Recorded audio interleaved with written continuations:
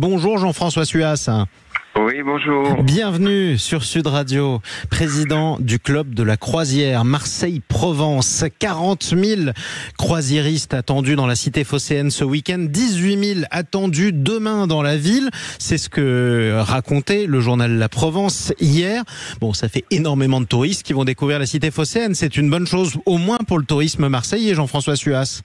Absolument. Alors, il y a deux types de touristes. Il y a ceux qui sont ce qu'on appelle en transit et qui sont plutôt des étrangers, des Espagnols, des Italiens ou autres. Puis il y a tous les Français qui embarquent, qui sont aujourd'hui une grande partie on va dire, de l'aventure, puisque ce sont des gens qui viennent embarquer et débarquer. Donc c'est tous ces chiffres cumulés qui sont spectaculaires, mais vous voyez, par exemple, les embarquants et les débarquants, c'est quand même des milliers de personnes qui, eux, n'ont pas, alors sont arrivés souvent dans la ville, mais vont embarquer directement. Vous voyez, c'est des flux qui sont quand même assez complémentaires. C'est pas 40 000 personnes, évidemment, qui vont se retrouver à Notre-Dame-de-la-Garde pour caricaturer un petit peu. Voilà.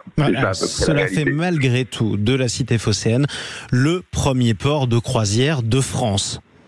Absolument, oui, nous sommes les premiers, mais depuis assez longtemps maintenant. Effectivement, en fait, la croisière, c'est quand même un jeu de navire d'abord. Alors moi, je suis pilote maritime, évidemment, bénévole dans ces activités extra-professionnelles, on va dire. Mais c'est vrai que d'abord, le prérequis, c'est de faire accoster des bateaux. Donc dans la croisière, et à Marseille, nous avons les équipements. Nous avons un port qui est millénaire, vous le savez, un des plus anciens d'Europe, si ce n'est le plus ancien, et qui permet aujourd'hui d'accueillir des grands navires, des petits navires, de toutes sortes de bateaux entre Marseille et Fos.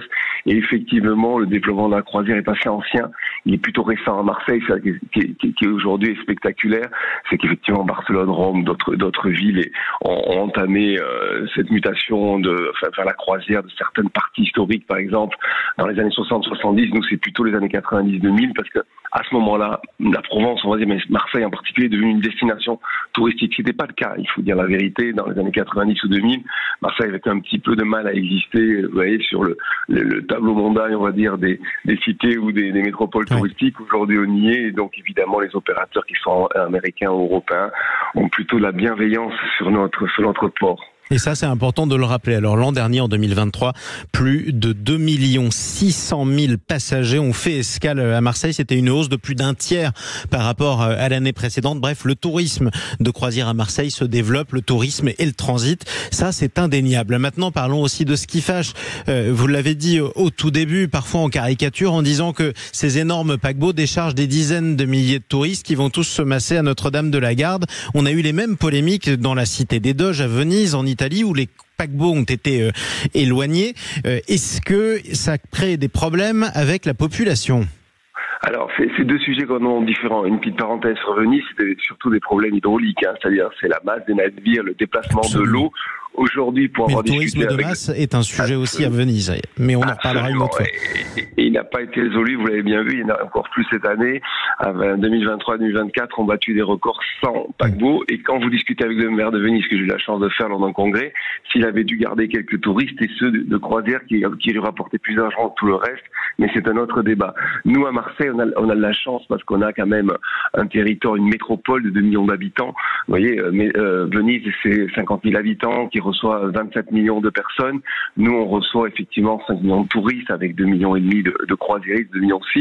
Donc, c'est pas du tout les mêmes enjeux. Ils vont de Cassis à Aix, ils vont même jusqu'à Nîmes, ils vont assez loin. Les touristes de croisière, ils ont une journée devant eux en général. C'est quelques heures. Donc, effectivement, c'est un tourisme qui, pour moi, est complémentaire. Aujourd'hui, et si on le gère bien, ce qu'on essaye de faire depuis des années avec des opérateurs privés, mais aussi publics, on peut éviter évidemment qu'à Notre-Dame-de-la-Garde, aujourd'hui, par exemple, nous avons limité à 4 bus par opérateur et par journée. Il y a beaucoup d'autres personnes qui voient... Alors, vous savez, les touristes de croisière aujourd'hui, ou les passagers de croisière ont tous les mots, mais pas ceux non plus qu'on veut bien leur donner. En général, on met 2 ou 3 000 personnes sur une ville de quasiment 870 000 habitants. Où est l'enjeu, quoi? Alors évidemment, il ne faut pas les concentrer toutes sur le Vieux-Port ou à Notre-Dame-de-la-Garde au même moment. C'est ce qu'on essaie de faire. Alors, il y a un vrai problème de mobilité dans Marseille, vous le savez. On rêve de mobilité entre les bateaux sont plutôt au nord, il faut les ramener en centre-ville, etc., etc. Donc il y a beaucoup de sujets à travailler. On pourrait le faire par la voie maritime, d'ailleurs, ce serait bien mieux. Donc voilà, il y a beaucoup d'enjeux. On peut travailler. Ce qui est certain, c'est que c'est un peu nouveau par rapport à, comme je vous l'ai dit, à d'autres capitales de la croisière en Italie ou en Espagne, qui maîtrisent un peu mieux ces flux que nous parce qu'ils sont plus anciens et qu'ils ont des structures de villes sans doute un peu différentes. Mais sincèrement, il y a des points, évidemment, on l'a dit avec notre homme Lagarde, où il faut tout le temps travailler, il faut donner les moyens, il faut réguler, évidemment. Il faut interdire aussi. Moi, je suis pas du tout opposé, bien au contraire. C'est une des parties aussi du succès, c'est que les clients soient heureux, mais surtout que les Marseillais soient heureux. Et moi, pendant les 10 années où j'étais à la tête de cette association, j'ai fait en sorte, effectivement, de diminuer au mieux les nuisances. Mais parlons de la plus importante, malgré tout, parce que c'est la plus décriée pour les touristes, pour les paquebots, pardon, c'est la pollution. Quand je dis que Marseille est le premier port de croisière de France, c'est aussi, et de loin, le plus pollué. Et les paquebots, malheureusement, ça pollue lourdement, même si ça s'améliore. Absolument. Alors le plus pollué, ça on fait une proportion parce qu'évidemment ailleurs il y a plutôt de 100 escales et nous il y en a 600. Mais bon, la polémique elle est intense, il n'y a pas de doute, elle est surtout devenue un objet polémique. Il y a beaucoup de gens qui existent systématiquement, qui se lèvent le matin en se demandant qu'est-ce qu'ils vont pouvoir raconter pour exister dans les médias.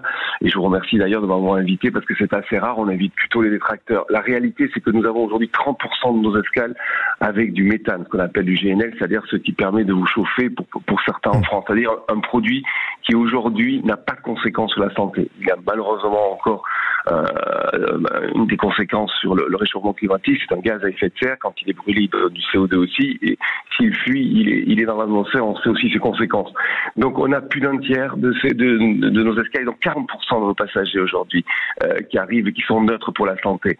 Et nous avons un vaste programme qui s'appelle maintenant escale fumée, enfin zéro fumée, qui a été porté par la région. On passe à la phase 2, évidemment par le grand port surtout, maritime, qui consiste à connecter ces navires. Donc à partir de fin 2025, c'est-à-dire dans quelques mois, c'est-à-dire 15 mois, nous connecterons à peu près 90% de nos escales avec d'abord 2 prises et une 3e prise. Alors nous avons quelques escales effectivement, mais c'est 2 ou 3 par an avec 6 bateaux comme hier. La moyenne, c'est évidemment 2 bateaux. Donc c'est un sujet, nous sommes le premier port de Méditerranée à avoir connecté les ferries dès 2017. Nous sommes parmi les leaders mondiaux de la transition puisque nous avons par exemple un avitailleur au GNL. Il y a 3 ports en Europe qui les ont pour avoir ce nouveau carburant qui est un carburant de transition en attendant peut-être encore l'ammoniac ou le méthanol. En gros, à Marseille, on travaille à la dépollution du port et des paquebots de croisière. C'est ce qu'on retiendra.